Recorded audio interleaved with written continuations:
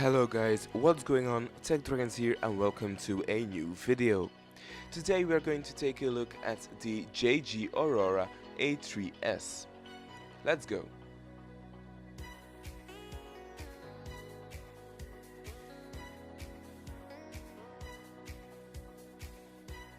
Let's kick things off by saying this printer is beautiful. It has a steel frame and majority of the parts are metal. However, there are some 3D printed parts as well, which is a bummer. Getting this build was pretty easy. It comes pre-assembled in the box and all you have to do is put the two parts together, which literally took me like 5 minutes. The printer has a print volume of 205 by 205 by 205, which is an okay size. Another thing I love about the printer is the USB port. This may sound like a detail, but think about it. Micro SD cards are so small and the ports are so fragile. I wished other companies did this. Once I started printing, I ran into an issue. The power supply unit became very hot and failed. So I asked their customer support if they would be able to send me a replacement. And surprisingly, they answered. And I received it about 5 days later. However, that one failed too, so I ended up using an aftermarket PSU.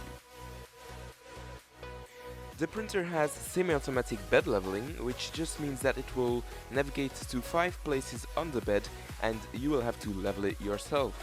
Make sure you level the bed well because otherwise the prints will not stick to the bed properly. One of my first prints was a vase, of which you can see the time-lapse right now.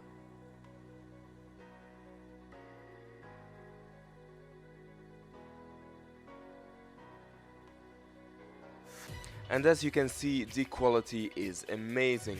I have no other words for this. It is very good. It has only mild imperfections and it's so good that I even use it in my own living room.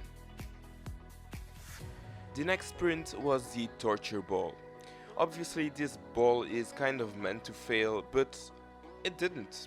And well, I didn't expect it to.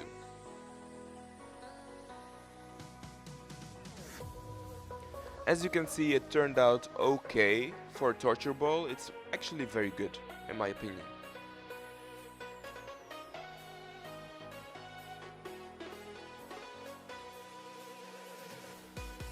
My actual first print was a calibration cube, which was perfect.